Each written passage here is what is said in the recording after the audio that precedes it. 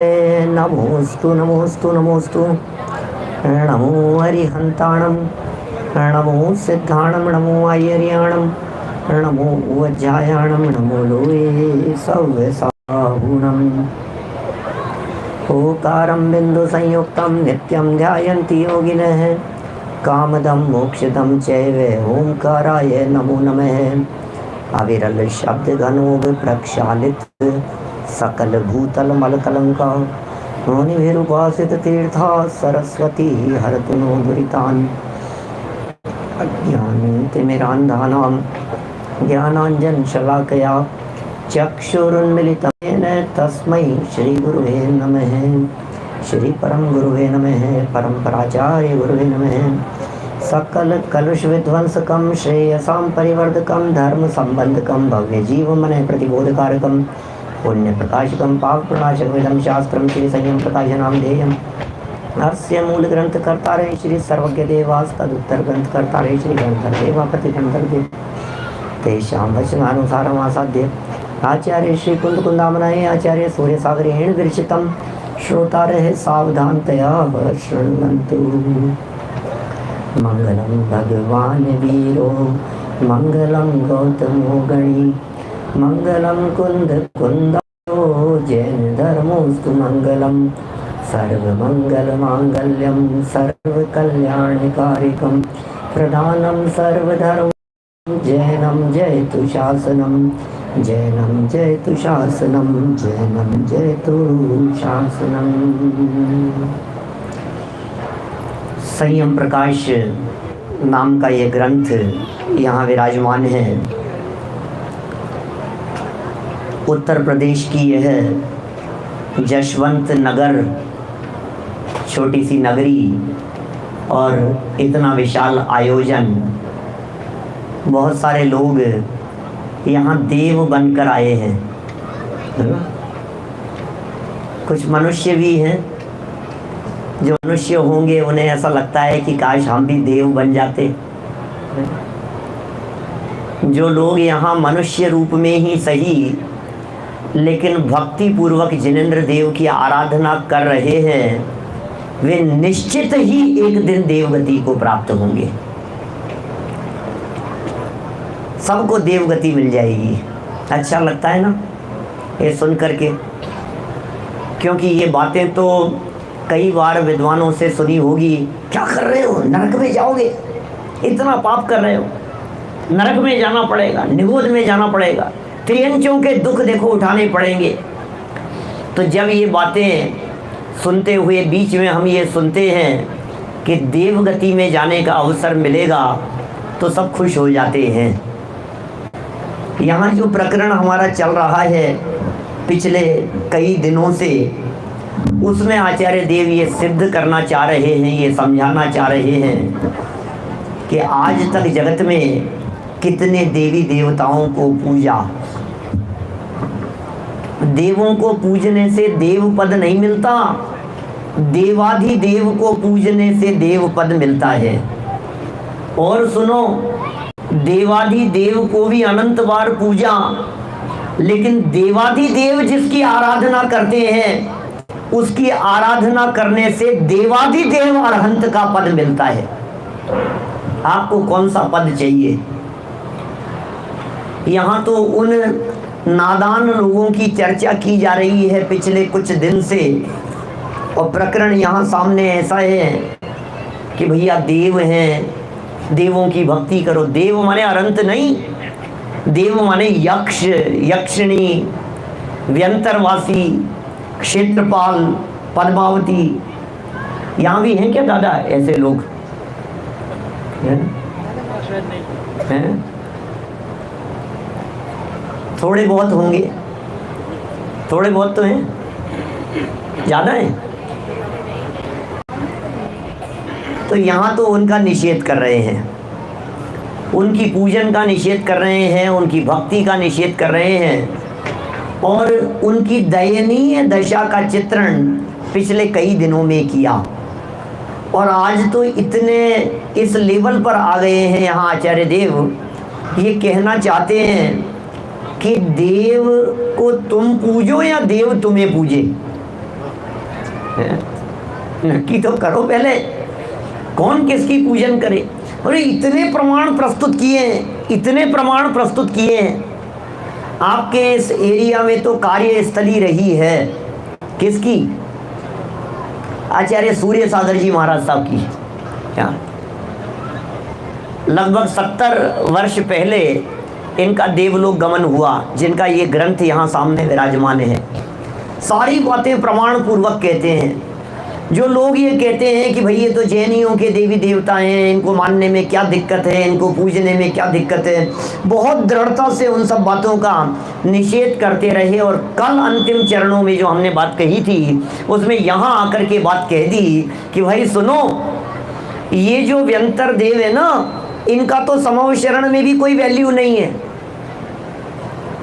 ये यक्ष वगैरह भी दरवाजे पर बहुत दूर, यदि समव शरण में 8 भूमियां बनी हुई हैं तो 8 भूमियों में 4 कोट हैं और 5 वेदियां हैं। तो हर कोट पर अलग अलग जाति के देव पहरेदार के रूप में खड़े होते हैं। उनमें ये व्यंतरवासी देव आखिरी में है, भगवान के पास में तक नहीं है। कुबेर आदि का तो वहाँ अधिकार है, व्यंतरवासी देवों का वहाँ कोई अधिकार नहीं है। और एक प्रश्न यहाँ उठाया है, उस प्रश्न से चर्चा को आगे बढ़ाता हूँ। निश्चित ही आपको अपनी महिमा आएगी ये देखकर, ये प्रकरण सुनकर। देखिए क्रम प्राप्त है ये प्रकरण जो अपना यहाँ चल रहा है। पेज नंबर है 589। यदि द्वारपाल, वो द्वारपाल हैं, यक्ष वगैरह दरवाजे पर खड़े होते हैं, सेवक हैं, अस्त्र शस्त्र लेकर के खड़े हुए होते हैं वहाँ। ये कह रहे हैं यदि द्वारपाल भगवान के समव शरण में ये देवता लोग हैं वहाँ, तो इनको भी नमस्कार करना चाहिए। प्रश्नकर्ता का प्रश्न है, अन्यथा ये नाराज हो जाएंगे तो समव शरण में नहीं जाने देवेंगे, तो फिर भगवान के दर्शन से वंचित रहना पड़ेगा। देखिए ये प्रकरण आप लोगों के लिए बहुत उपयोगी है। आप कहेंगे साहब हम तो इनको मानते ही नहीं है, हमारे लिए क्यों उपयोगी है? हम इनको पूजते होते तो ये बातें समझना हमारे लिए ज़रूरी है कि आप भले ही इनको नहीं पूजते हो, लेकिन इनको पूजने वाले लोग आपके संपर्क में आकर के आपका माथा बिगाड़ते हैं। क्यों साहब? इनके संपर्क में जो भी देवी देवताओं के संपर्क वाले लोग हैं, वो आपको आए दिन कुछ ना कुछ बात कहते होंगे। कभी आपके दुकान पर आकर के, कभी शोरूम पर, कभी आपके परिचित लोग, कभी आपके जानकार रिश्तेदार लोग कहते होंगे भैया हम तो सबको मानते हैं। आपके पास में कोई जवाब है? वो कहते हैं कि ये पद्मावती और क्षेत्रपाल हिंदुओं के नहीं होते। आप बताओ कौन से हिंदू ग्रंथों में? ये तो जैनियों के देवता है ना। पद्मावती तो पार्श्वनाथ स्वामी की रक्षा के लिए उतर आई थी ना। धर्मेंद्र तो आप ही के यहाँ है और कहीं नहीं है। क्षेत्रपाल तो आप ही के मंदिरों में विराजमान है। ये तो जैनियों के देवी देवता हैं, इनको क्यों नहीं मानते हो? इसका जवाब इतने सुंदर शब्दों में दिया है, एक ही लाइन पर मैं कह सकता हूँ 6 मार दिया है। आदि पुराण में लिखा है, दादा क्या लिख रहे हैं देखिए। आदि पुराण में लिखा है कि देवता मनुष्यों को नमस्कार करते हैं, मनुष्य देवों को नमस्कार नहीं करते। क्या आदि पुराण का वचन कहना, कितना सुंदर प्रमाण प्रस्तुत कर दिया है। अरे देव लोग तुम्हें आकर के नमस्कार करें, तुम देवों को नमस्कार करो, ये कैसा उल्टा काम हो रहा है? कौन किसको वंदन करे?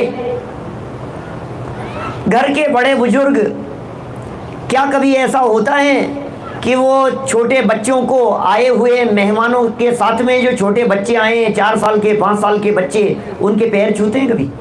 और छूने लगे तो कैसा लगेगा आपको? भाई सौरभ जी, हम मान लीजिए नवनीत जी आप 60 साल के हैं, मान लो उदाहरण के तौर पर, मुझे पता नहीं है। अब आप 60 साल के हैं, घर में आने वाले 6 साल के बच्चे के चरण छुए हैं आप, ऐसा हो सकता है क्या? क्या पागल हैं क्या हम कोई? हम क्यों करेंगे ऐसा? वो 6 साल का बच्चा हमारे पैर छुएगा। यहाँ ये बतला रहे हैं मनुष्य गति के जीवों की देव लोग पूजन करते हैं, मनुष्य गति के लोग ज्यादा महान हैं देव गति के जीवों की तुलना में। आपको पता नहीं आपकी कीमत क्या है उन देवों की निगाह में। हम जब लोगों से बात करते हैं तो लोग ये कहते हैं कि पंडित जी, आजकल तो रोजाना प्रवचन सुनना शुरू कर दिया। पहले तो पंडित जी लोग आते थे, मैं सुनने के लिए नहीं जाता था, उल्टा सीधा भी बोलता था, तो पंडित लोग ये कह करके जाते थे कि नरकगामी हैं। आजकल पिछले 2-3 साल से बराबर सुन रहा हूं, अब तो देवगति मिलेगी ना। 2-3 साल से बराबर सुन रहा हूं मैं, रेगुलर स्वाध्याय शुरू कर दिया।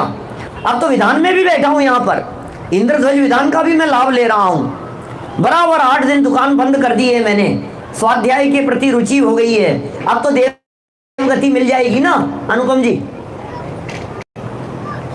यदि ये कह दिया है कि मिल जाएगी तो खुश हो जाता है, देवगति मिल जाएगी। भाई साहब, आज तो पंडित जी ने सर्टिफिकेट दे दिया मेरे को, देवगति मिल जाएगी। अरे लेकिन देवगति मिल जाएगी, ये तेरा प्रमोशन होगा कि डिमोशन?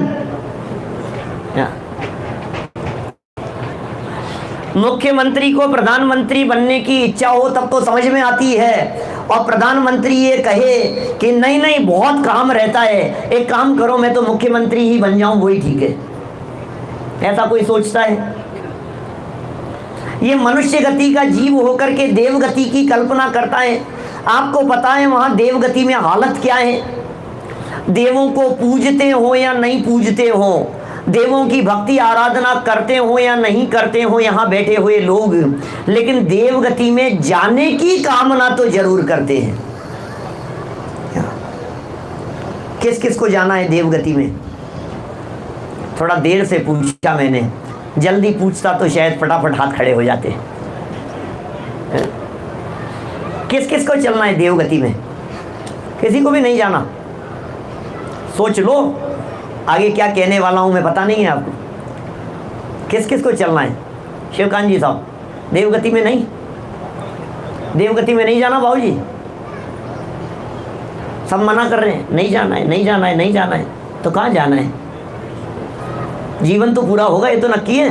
तो कहाँ जाएंगे? मोक्ष में जाएंगे स्त्री पर्याय से। तो कहाँ जाएंगे? विदेश क्षेत्र में? कहाँ? देव में तो जाना नहीं है आपको। अब मनुष्य से मनुष्य पर्याय तो बड़ी दुर्लभ कही है जनागम में। अब बचती है तिर्यंच या नरक। देव तो आपको जाना नहीं है, मनुष्य दशा प्राप्त करना बहुत दुर्लभ है। अब बताओ, अब बच दो ऑप्शन कट हो गए आपके। अब 2 में से कहाँ जाना है? नरक में कि तिर्यंच में? आपसे पूछ रहा हूँ, आप बताओ तो सही। तो फिर दिल की बात साफ साफ क्यों नहीं कहते हो कि देवगति अच्छी है पंडित जी? फिर तो नरक तिर्यंच की तुलना में फिर तो देव ही ठीक है, कोई बात नहीं। अरे इसमें इष्टोपदेश में लिखा है ऐसा कि मोक्ष जाने में यदि देर हो क्या तो देवगति ही ठीक है इंतजार करने की दृष्टि से। इष्टोपदेश में मूल श्लोक में लिखा है ऐसा।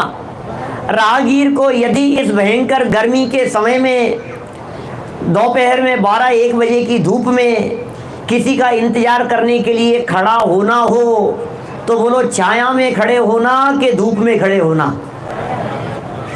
छाया में खड़े रहना ही ठीक है। ये पूज्यपाद आचार्य देव ने लिखा है, तो फिर देवगति ठीक है ना? कि हाँ साहब देवगति ठीक है। फिर सुनो, देवगति ठीक तो है, लेकिन इंतजार करने की दृष्टि यदि उसे उपादेय समझ लिया और देवगति में ही टिके रहने की भावना भाई, तो देवगति भी अत्यंत कष्टकारी होगी, क्योंकि छूटने का महान दुख होगा। मैं यहाँ अभी देवगति के दुखों की तरफ आपको नहीं ले जाना चाहता, मैं तो सिर्फ इतनी बात बतलाना चाहता हूँ कि वे देव लोग जिस मनुष्य पर्याय प्राप्ति करने के लिए तरसते हों, वो मनुष्य पर्याय हमें सद्भाग्य से प्राप्त हो गई है। देव लोग जय जयकार करते हैं। दुनिया में कौन व्यक्ति महान होता है? जो जय जयकार करता है वो महान होता है, या जिसकी जय जयकार की जाती है वो महान होता है? सोचना 2 वाक्य कह दिए। कौन महान होता है? जिसकी जय जयकार की जाती है वो महान होता है या जय जयकार करने वाला, जिसकी की जाती है, करने वाला तो नहीं। ये कह रहे हैं यहाँ, जिनसेन आचार्य देव कह रहे हैं यहाँ पर, आदि पुराण का प्रमाण दे रहे हैं, देवता लोग मनुष्यों को नमस्कार करते हैं, ये विधान है। आगे सब प्रमाण देकर के ये सारी चर्चाएं करेंगे। वे देव लोग मनुष्यों की पूजन करते हैं, वे देव लोग मनुष्यों की जय जयकार करते हैं, वे देव लोग आपकी रक्षा करने के लिए उतर करके आए। मनुष्य गति के जीवों के इतने उदाहरण हैं हमारे पास में, इतने उदाहरण हैं, लाइन लगा करके यदि हम वर्णन करना शुरू करें तो लगातार 30 दिन तक आपके सामने एक एक एग्जाम्पल प्रस्तुत करते रहे, जिनमें ये लिखा हुआ होगा कि देखो आप इसकी रक्षा करने के लिए स्वर्ग के देव आ गए, करने के लिए स्वर्ग के देव आ गए। यमपाल चांडाल अष्टमी और चतुर्दशी के दिन वध नहीं करने की उसने प्रतिज्ञा ली थी। प्रसंग कैसा बन गया, राजकुमार के हत्या का आदेश दिया राजा ने। देखिए चले गए यमपाल चांडाल के पास में, चतुर्दशी का दिन था और लेकर के आए राजकुमार को पकड़ करके। तो उसको पता लग गया कि राजकुमार को ला रहे हैं, राजा ने मारने का आदेश दे दिया है। मना कर दिया उसने, छिप गया। वो पत्नी को कह दिया कि मना कर देना,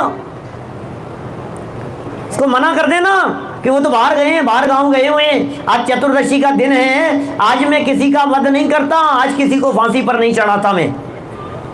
चांडाल होकर के भी प्रतिज्ञा निभाने की भावना भाई उसने।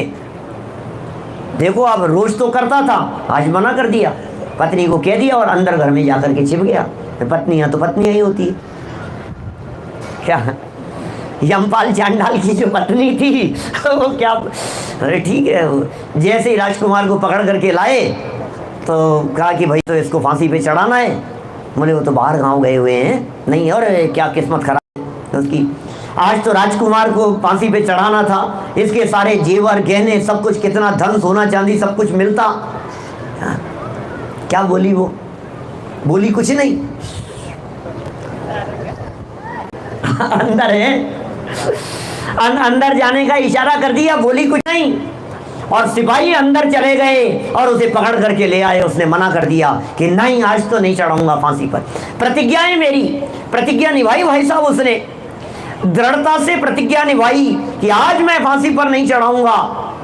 राजा के सामने बात पहुंच गई। राजा ने कहा एक काम करो, दोनों को रस्सी से बंधवा करके कुर्सी पर बांध करके समुद्र में फेंक दो,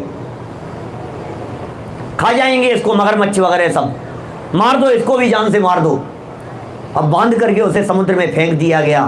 फिर क्या हुआ, स्वर्ग से देव लोग उतर करके आ गए और उस चांडाल को सिंहासन पर बैठा करके बाहर ले आए, जय जयकार करने लगे। किस लिए, उसके संयम की जय जयकार की। भाई साहब, देव गति के जीवों में संयम अधिकार करने की पात्रता नहीं है। देव लोग नियम से असंयमी होते हैं। जो मनुष्य जीवन प्राप्त करके छोटी सी प्रतिज्ञा भी दृढ़ता से निभाता है, देव लोग उसकी रक्षा करने के लिए स्वर्ग से उतर आते हैं।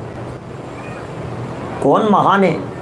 अभी चल रही थी ना चर्चा भक्ति में, मोह की महिमा देखो क्या मेरे मन में समाई,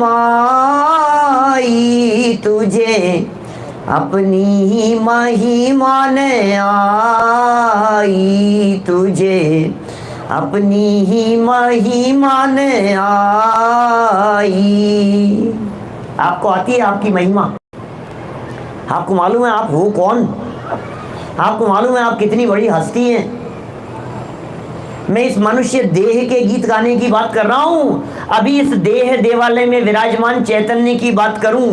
इस देह की कीमत देवगति के जीव गाते हैं और देह में विराजमान चैतन्य की महिमा देवालय में विराजमान ये जिनेंद्र देव उसके गीत गाते हैं।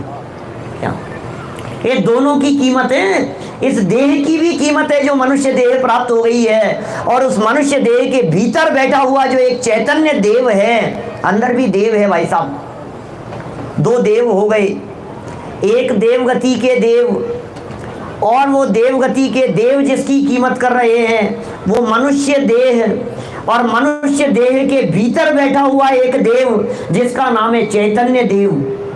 न हमें चैतन्य देव की महिमा आती है, न हमें मनुष्य देह की महिमा आती है। कहाँ आकर के बैठ गए हैं हम?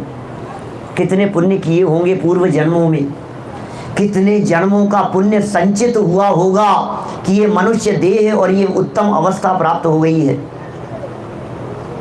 कीमत नहीं है हमारे को बाबूजी, हमें क्या मिल गया ये पता नहीं है हमारे को।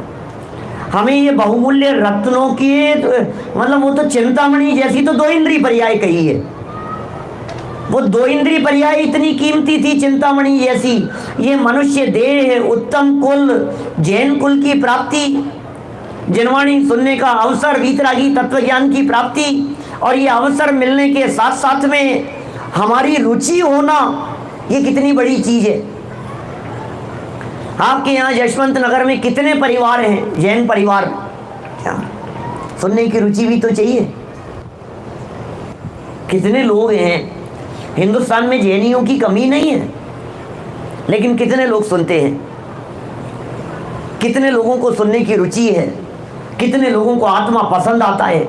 आज आपको ये आत्मा पसंद आ रहा है, ये आपकी बहुमूल्यता को दिखाता है। हम साधारण लोग नहीं हैं जिन्हें आत्मा पसंद आ रहा है, हम साधारण व्यक्ति नहीं हैं, हम कोई विशेष लोग हैं। अरे दुनिया के अनंत जीव एक तरफ और हम में से एक एक व्यक्ति अनंत अनंत के ऊपर भारी पड़े, इतना है। अनंत एक तरफ, अपन लोग जितने लोग बैठे हुए हैं ना, कितने से होंगे संख्या में, 400 500 700 जो भी संख्या हो, अपन लोग जितने लोग यहाँ बैठे हुए हैं इन सबको रखो एक तरफ, और इधर 3 लोक के जीवों को, अभी 3 लोक के छोड़ो, अभी एक तरफ सिर्फ देवगति के जीवों को बिठाओ। क्या अपन लोग जितने लोग बैठे हुए हैं ये एक तरफ, और जितने देवगति के जीव हैं ये सब राइट हैंड साइड में। अब इधर से एक मनुष्य गति का, हम में से कोई भी एक, और इधर से असंख्यात देव, इधर से हम में से एक और इधर से असंख्यात देव, ये असंख्यात असंख्यात देवों के ऊपर हम बैठे हुए लोग एक एक व्यक्ति भारी पड़ते हैं। असंख्यात देव मिलकर के हमारी भक्ति पूजन आराधना करें। ये कहना चाह रहे हैं भाई तुम किसको नमस्कार कर रहे हो, तुम किसकी पूजन कर रहे हो, तुम कौन से देवताओं को पूज रहे हो? ये जगत के देवी देवता ये पूजन करने योग्य नहीं है। ये जगत के देवी देवता आकर के तुम्हारी पूजन करें, तुम ऐसे हो। ये लिख रहे हैं यहाँ पर, प्रमाण प्रस्तुत किए हैं, ऐसी ऐसी बातें लिखी है, इतने प्रमाण प्रस्तुत किए हैं, देख देख करके ऐसा लगता है ओहो, जगत के देव सब देखे, कोई रागी कोई ऐशी।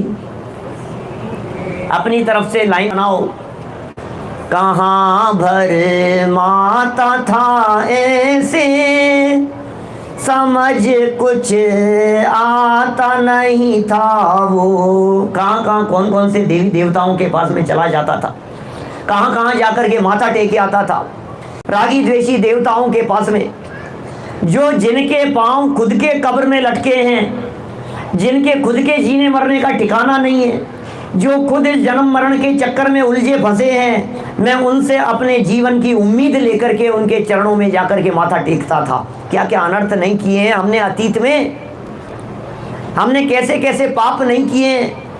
पिछले दिनों में मैं 1-2 बात ऐसी कही, अभी आप लोग कह रहे हो ना कि हम लोग नहीं मानते हैं, हम लोग नहीं पूछते हैं, हम लोग वंदन नहीं करते हैं। संजय जी साहब, कोई नहीं करता है यहाँ, ऐसे तो कोई नहीं करता, ऐसे तो कौन करता है।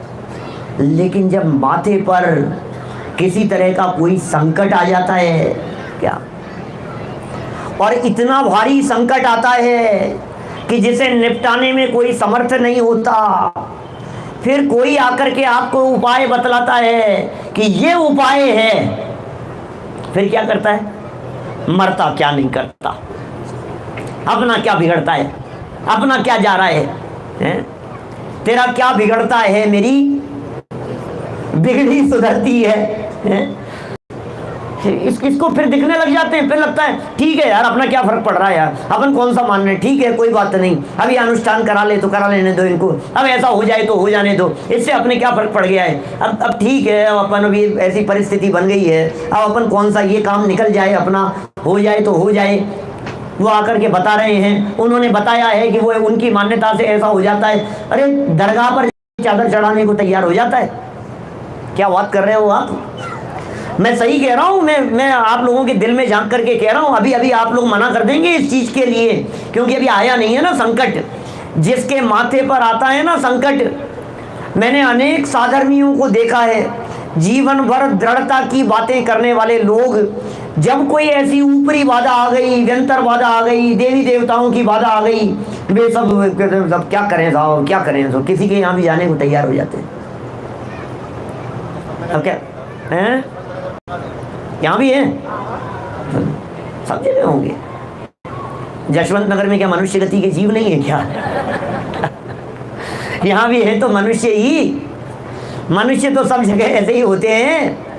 जहाँ थोड़ा सा संकट आ गया, जहाँ परिस्थिति थोड़ी सी प्रतिकूल हो गई, ये सोचता है भैया कुछ नहीं यार, क्या अपने क्या फर्क पड़ गया, ऐसा विचार करते हैं। ये बतला रहे हैं भाई जरा देखो, जरा एक बार देखो, इन प्रमाणों को सुनो, शास्त्रों के प्रमाण निकाल निकाल करके सूर्य सागर जी महाराज सामने हमारे सामने प्रस्तुत किए, और उन प्रमाणों में यही सिद्ध किया कि देखो यहाँ देवों ने आकर के इस मनुष्य की पूजा करी, देखो यहाँ देवों ने आकर के इनकी जय जयकार करी, देखो सीता की अग्नि परीक्षा के समय अग्नि का जल करने के लिए स्वर्ग से देव उतर करके आ गए, अरे असंख्यात देव आ गए, ऊपर से जय जयकार करने लगे और पुष्टि करने लगे। किसका चमत्कार था भाई साहब,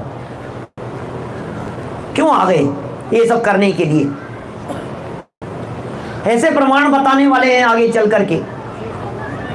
वो उसकी सुदर्शन सेठ की रक्षा करने के लिए आ गए, उसको सूली पर चढ़ाया जाना था उसके लिए आ गए, सती मनोरमा की जय जयकार करने के लिए आ गए, अंजना की रक्षा के लिए आ गए, चंदना की रक्षा के लिए आ गए। कितने प्रमाण मिलेंगे आपको, कितने उदाहरण मिलेंगे। ये कह रहे हैं आपको पता है, मनुष्य गति के जीवों की जय जयकार करते हुए ये वैमानिक देव तक उतर करके आ जाते हैं।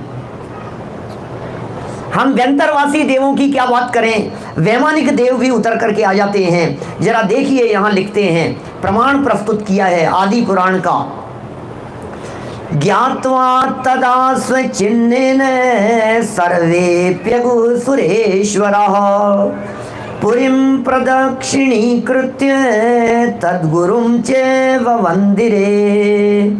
तदा कहिए, गर्भावतार समय में सभी सुरेश्वर अपने चिन्हनी करी भगवान के गर्भ कल्याण को जान आवते भये।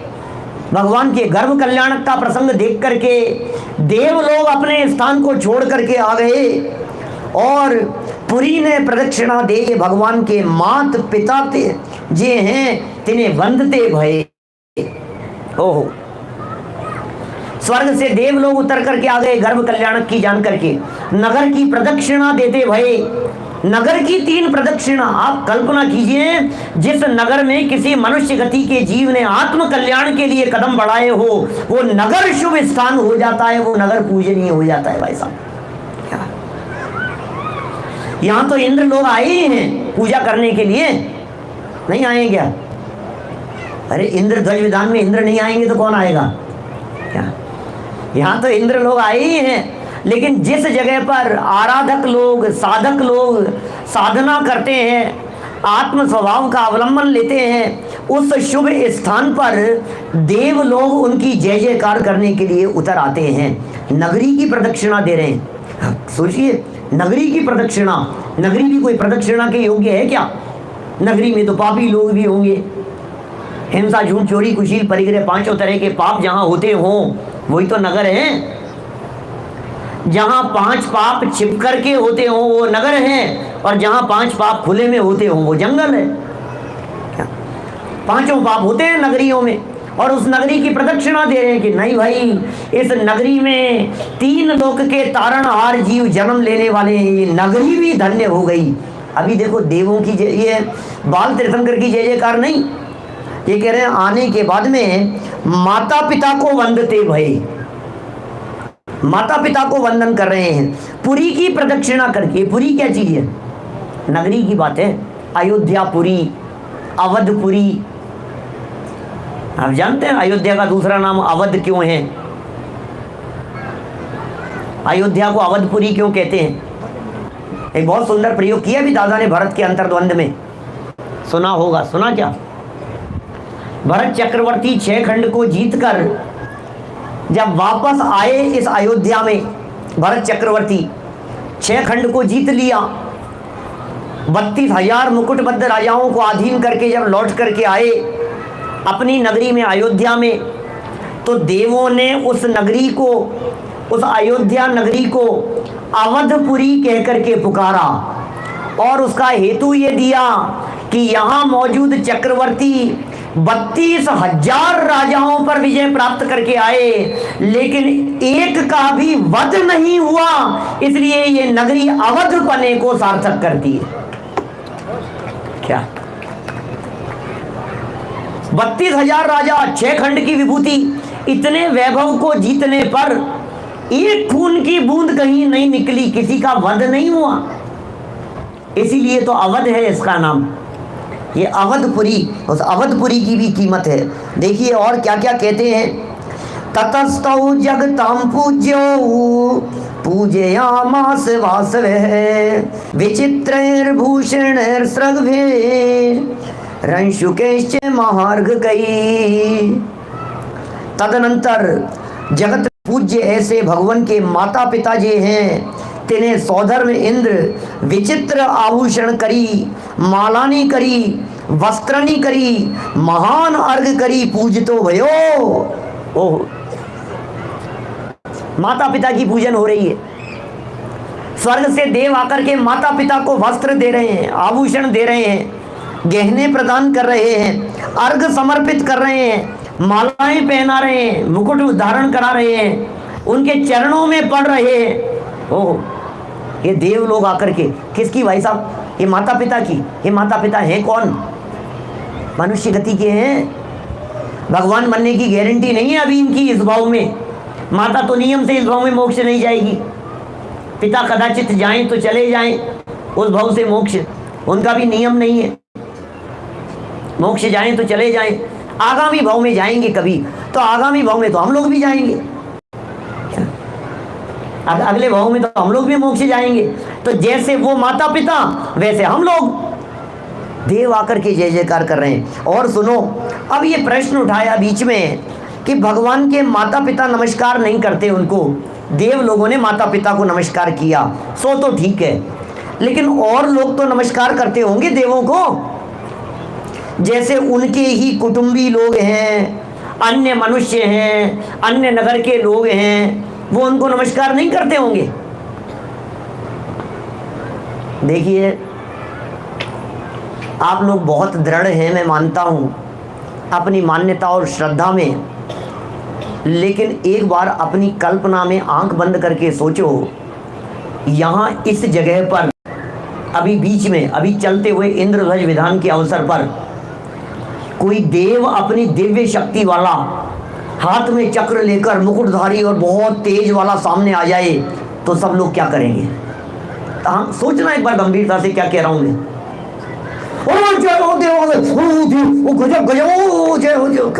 देव आ गए भाई साहब, खबर बन जाएगी चारों तरफ, दुनिया भर में बतलाएंगे देव आए थे, देव आए थे। अरे हमने देखा है, अपनी आंखों से देखा है देव को, अरे कितना तेज था, कैसे चमक रहा था, कैसे मुकुट लगा हुआ था, कैसा दिव्य शरीर था। क्या हो रहा है ये?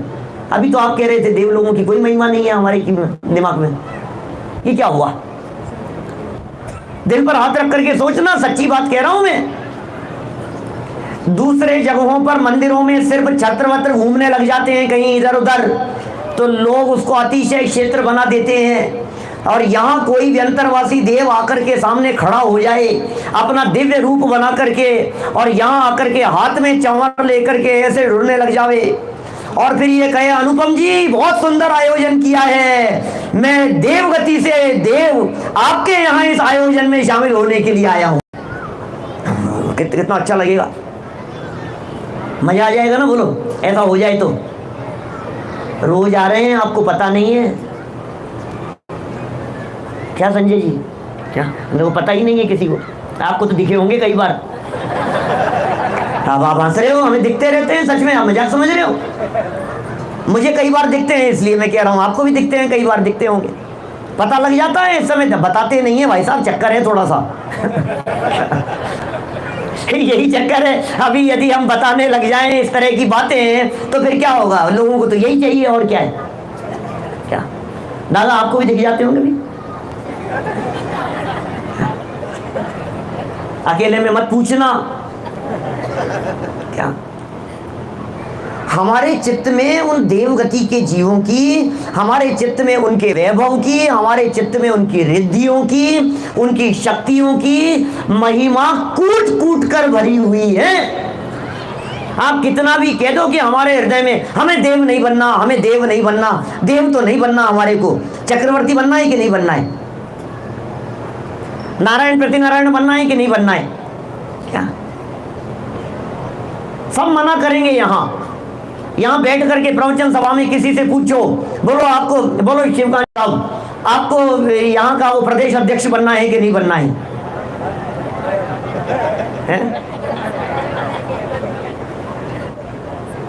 बोलो, सोचो जरा। हर व्यक्ति मंदिर का अध्यक्ष बनने के लिए तैयार है। समाज का अध्यक्ष यदि आपको बनाया जाए तो आप तैयार हो जाते हैं। तो यही तो कह रहे हैं, समाज के अध्यक्ष की बात नहीं, यहाँ तो देवगति की चर्चा चल रही है। आपको यदि आपके बिजनेस में कोई बहुत बड़ा सौदा होने वाला हो और संपत्ति मिलने वाली हो तो आप तैयार हैं या नहीं? बोलो। 2-3 परिवार ऐसे हैं, 2-3 लोग मेरी निगाह में ऐसे हैं जो अकेले हैं, जिन्होंने शादी नहीं करी, संपत्ति उनके पास में बहुत है और उनकी भावना ये है कि कहीं मुझे मेरी सारी संपत्ति दान देनी है। पंडित जी अपने को दिला दो ना, मंदिर बना रहे हैं। नहीं आती है, ऐसा विकल्प नहीं आता है, हमें मिल जाए, हमारे कुछ अब इनके कोई है तो नहीं, अभी क्या करेंगे, सब छूट जाएगी, दूसरे लोग हड़प लेंगे, अब कम से कम मंदिर हो जाएगा, पंच कल्याणक में उपयोग हो जाएगा, काम में आ जाएगी। अपने को ऐसे लगने लगता है कि अपने को मिल जाए। जहाँ थोड़ी बहुत संपत्ति को देखते हैं ऐसा लगने लगता है। अच्छा सोचिए, अभी आपको देवगति के जीवों के लिए आप मना कर रहे हो, आपको यदि एक ऐसी रिद्धि दे दी जाए जिसके माध्यम से आप अदृश्य हो सकते हैं मिस्टर इंडिया की तरह, बोलो आपको चाहिए कि नहीं चाहिए? आपको चाहिए यार, मजा आ जाएगा। और यदि ये कह दिया जाए उसके साथ में एक और रिद्धि मिल सकती है, कौन सी? आकाशगामिनी विद्या। क्या बोलो किसको चाहिए? है? कौन हाथ खड़ा करे? सब लोग देख रहे हैं। मन में तो सबके चल रही है, हमें अदृश्य हो जाए, हमें आकाशगामिनी विद्या मिल जाए। नहीं, हम उसका दुरुपयोग नहीं करेंगे, हम तो यहाँ से ना विदेश क्षेत्र चले जाएंगे। हम तो सिंगर भगवान की दिव्य ध्वनि सुनने के लिए चले जाएंगे। अरे वहां कदाचित नहीं भी जाएं तो संजय जी अगला विधान कहाँ होने वाला है, उड़ के पहुंच जाएंगे वहां। लोग क्या कह रहे हैं? ये कह रहे हैं कोई नहीं जाएगा, सब ऊँटी और जाएंगे।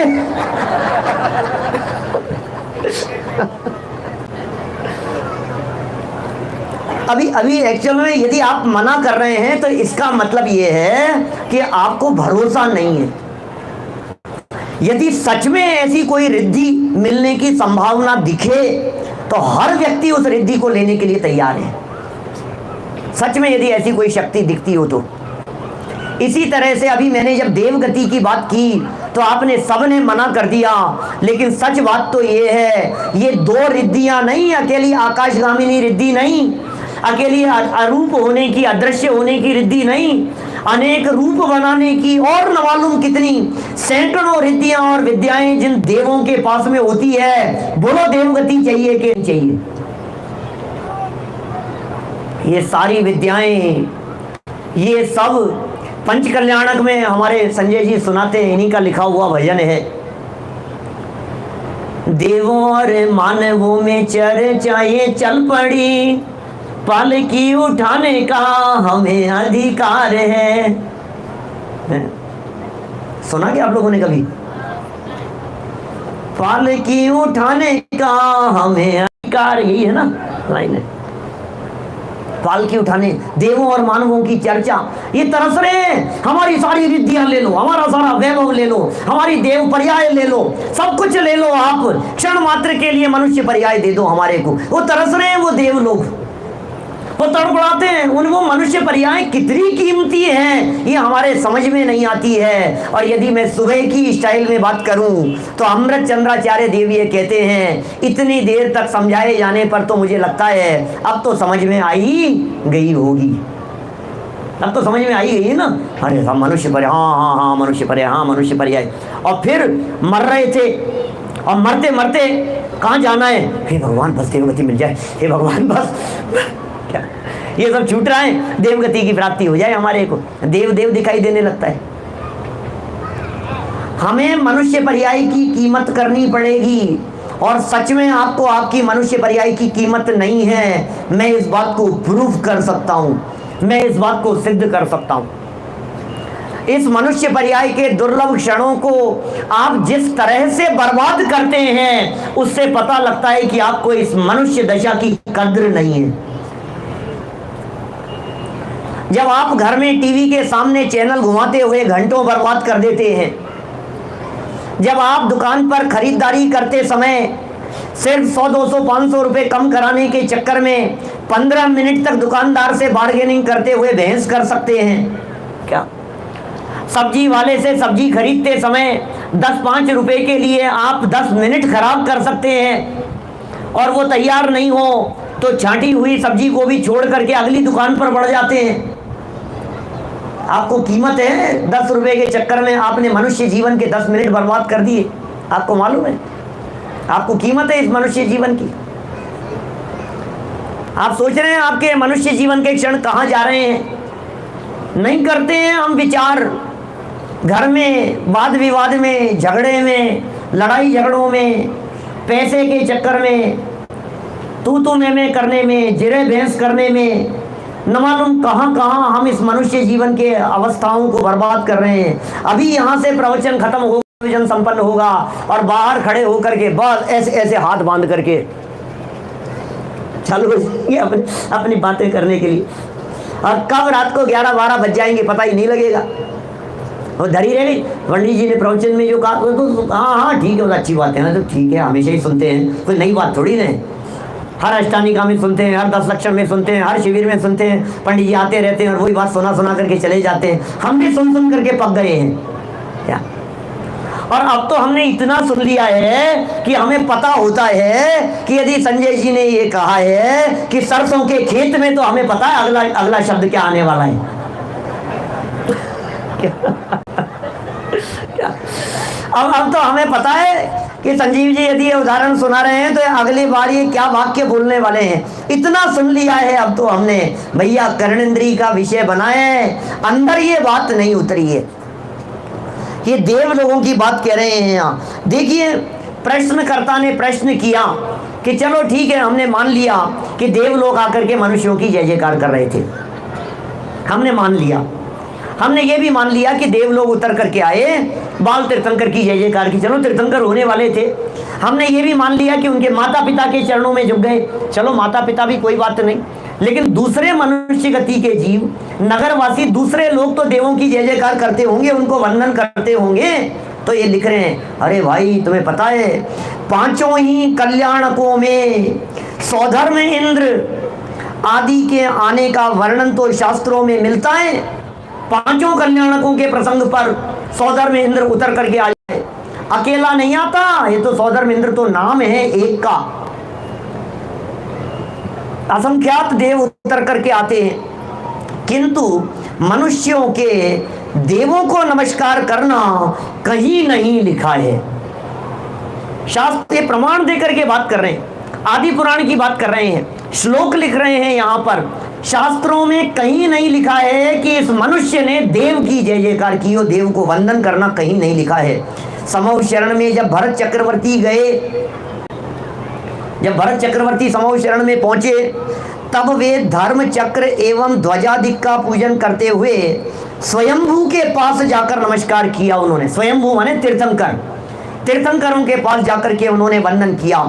यहाँ पर द्वादश सभा एवं सौधर्म आदि देवों के नमस्कार को नहीं लिखा। उन्होंने सौधर्म को नमस्कार नहीं किया वहां भरत चक्रवर्ती ने, वहां पहुंच करके देवों को वंदन नहीं किया, वहां 12 सभा में बैठे हुए और महापुरुषों को वंदन नहीं किया, ऐसा नहीं लिखा।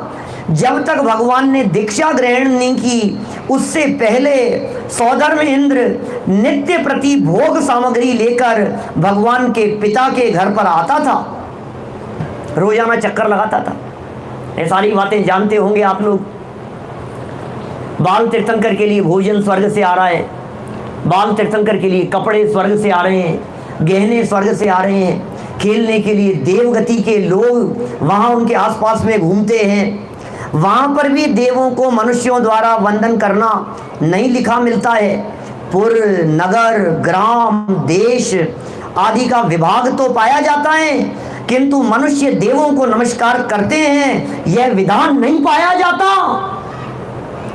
शास्त्र खोल करके देखिए, आगम खोल करके देखिए, पुराण खोल करके देखिए, जैन इतिहास को उठा करके देखिए, कहीं ऐसा विधान नहीं पाया जाता कि मनुष्य गति के जीव देव की पूजा कर रहे हो।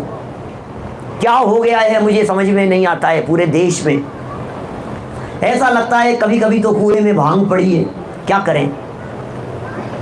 चारों तरफ देवी देवताओं की पूजा, देवी देवताओं की स्थापना, देवों की स्थापना, देवियों की स्थापना, उनकी पूजन, उनकी भक्ति। ये तो महाभाग्य से यशवंत नगर जैसी जगह में आ गए हैं आप लोग, जहां ये माहौल कम है, नहीं है। थोड़ा सा बाहर निकल करके देखो, अपने घर से, अपने एरिया से थोड़ा सा बाहर निकल करके देखो। हम भी अभी वहां पूरे जन्म ले लिए होते तो उन्हीं के माथा टेक रहे होते और क्या कर रहे होते। आप यदि उनको वंदन नहीं कर रहे हैं तो इसमें आपकी बुद्धि का कोई बड़ा काम नहीं है। आपने ऐसे कुल में जन्म लिया है जिस कुल में नहीं पूजा जाता है। कुल अपेक्षा धर्म धारक व्यवहाराभासी में लिखा है टोडरमल जी साहब ने। आप यदि गुरुदेव की परंपरा को फॉलो कर रहे हो तो आपने श्रद्धा से नहीं स्वीकार किया है, आपने तर्क, व्यक्ति और न्याय की कसौटी पर कस करके इसे स्वीकार नहीं किया है।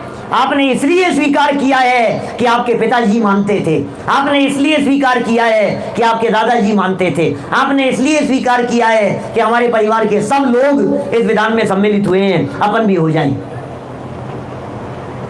भाई साहब, ये देखा देखी का धर्म नहीं है। यहाँ देखा देखी धर्म होने वाला नहीं है। कितनी देखा देखी अनंत काल कर लिया, बिता दिया अपन ने ये देखा देखी में। थोड़ी सी समझदारी होनी चाहिए। ये बातें मुझे जचती है या नहीं। ये जैन धर्म परीक्षा प्रधानी है, आज्ञा प्रधानी से परीक्षा प्रधानी को श्रेष्ठ लिखा है। ऐसे तर्क दिए टोडरमल जी साहब ने कि नहीं नहीं साहब, शास्त्रों में एक आज्ञा सम्यक तो कहा है, इसलिए हमने आज्ञा मान ली। शास्त्रों में एक आज्ञा विचय नाम का धर्म लिखा है, धर्म ध्यान के भेदों में, इसलिए हमने आज्ञा मान ली। क्या ऐसे 3 तर्क दिए टोडरमल जी साहब ने। हम तो आज्ञा मान लेते हैं साहब। बोले नहीं, परीक्षा प्रधानी श्रेष्ठ है। इस जैन धर्म को यदि आप स्वीकार कर रहे हैं तो परीक्षा पूर्वक स्वीकार करें। आप जिस कुल में पैदा हो जाते उन्हीं को मानने लग जाते। ये तो सद्भाग्य समझो, कोई पूर्व पुण्य के उदय था जो ऐसे कुल में आकर के हमने जन्म ले लिया है। देखिए क्या लिख रहे हैं यहाँ, किंतु मनुष्य देवों को नमस्कार करते हैं यह विधान कहीं नहीं पाया जाता। इस कारण से सम्यक दृष्टि को वीतराग देव के सिवाय अन्य देवादिक को नमस्कार नहीं करना चाहिए। ये लिख रहे हैं, वीतराग देव के सिवाय सम्यक दृष्टि ज्ञानी जीव को, सम्यक दर्शन प्राप्ति की भावना भाने वाले जीव को किसी अन्य देव को वंदन नहीं करना चाहिए। यहाँ तो देव तो छोड़ो, जगत में ऐसी कहावत चलती है कि जरूरत पड़ने पर तो गधे को भी, यहाँ भी चलती है क्या? समय पड़ने पर, काम पड़ जाए हमारा अपना क्या फर्क पड़ता है। तो जब गधे को भी आप तैयार हैं तो यहाँ तो देवों की चर्चा चल रही है। काम निकलना चाहिए हमारा, तो काम होना चाहिए हमारा। भैया बस एक वीतरागी को सिर है झुकाना, भले रूठ जाए ये सारा जमाना, नहीं रागियों की शरण में है जाना, बस एक वीतरागी को सिर है झुकाना। कितने सुंदर बात। एक कह रहे हैं वीतरागी देव के सिवाय ये सम्यक दृष्टि अन्य देवादिक को नमस्कार नहीं करता। कुछ भी हो जाए, चाहे भयाशा स्नेह लोभाच कुदेवागम लिंगनाम प्रणामम विनयम चैव न कुर्यु शुद्ध दृष्टयः। उस दिन याद दिला रहे थे ना, अब यही श्लोक था। भय से, आशा से, स्नेह से, लोभ से, किसी तरह की लौकिक आकांक्षा से, किसी प्रयोजन की सिद्धि के लिए कोई भी सम्यक दृष्टि ज्ञानी जीव, कोई भी समझदार व्यक्ति भयाशा स्नेह लोभाच्य कुदेव आगम कुलिंग नाम प्रणामम विनयम चैव न कुर्यु शुद्ध दृष्टयः। सम्यक दृष्टि ज्ञानी जीव प्रणाम नहीं करता, सम्यक दृष्टि ज्ञानी जीव विनय नहीं करता, सम्यक दृष्टि ज्ञानी जीव अपने माथे को सड़ा नारियल नहीं समझता जिसे चाहे यहां टेक देवे। कितना बहुमूल्य है ये मनुष्य जीवन। नेमिचंद्र आचार्य देव प्रतिष्ठा पाठ में भी वीतराग से अन्य देवों की पूजन करना देव मूढ़ता के रूप में प्रतिपादित करते हैं। इस तरह से भैया इस वाक्य को अपने दिमाग में बिठा करके रखना कि देव मेरे चरण छूने के लिए आवे तो आवे, मैं कभी अपने जीवन में देवों के चरण नहीं छूऊंगा। अपने आचरण को ऐसा बनाओ, अपने जीवन को ऐसा बनाओ, अपने अंतरंग को इतना पवित्र बनाओ। अपना अंतरंग इतना पवित्र होना चाहिए, इतना निर्मल होना चाहिए, वेद विज्ञान की भावना अंदर में इस रीति से प्रवर्तमान होनी चाहिए कि मुक्ति पथ पर जब हमारे कदम बढ़ेंगे तो ये देव लोग अवश्य हमारे कल्याणक बनाने के लिए इस धरातल पर आएंगे। बनाओ अपने जीवन को ऐसा कि साहब देव हमारे लिए भी आएंगे, देव हमारे लिए भी आएंगे, कि जरूर आएंगे। काम तो करो, लेकिन साहब मैं तो बहुत, उस दिन तो ऐसा हो गया मेरे तो प्राण निकलने लग गए, हालत ऐसी हो गई, रात को पानी पीने का त्याग किया हुआ था, भोजन पानी कुछ भी नहीं लेते थे, सुबह से कुछ खाया पिया नहीं था और शाम तक तो ऐसी हालत हो गई रात में तो कि प्राण निकल रहे हैं। तब मुझे जरूर ऐसा लग रहा था कि अब तो देव आएंगे। नहीं क्या पंडित जी आपकी बात पे भरोसा नहीं हो रहा, सच में आएंगे क्या? देव लोग आएंगे क्या? ऐसे आ जाते हैं क्या? अरे आ जाते हैं भाई, क्या बात कर रहे हो आप? लेकिन भाई ये उपवास की बात नहीं है। अरे इन छोटी छोटी सी बातों में जो देवों को याद करता है उसके पास में देव नहीं आते। जो देवादि देव नहीं, देह देवल में विराजमान चैतन्य देव का स्मरण करता है उसके पास में देव जरूर आते हैं। हम सब उस चैतन्य देव की आराधना करते हुए अपने जीवन को सफल करें, इसी भावना से बात को यहीं विराम देता हूं।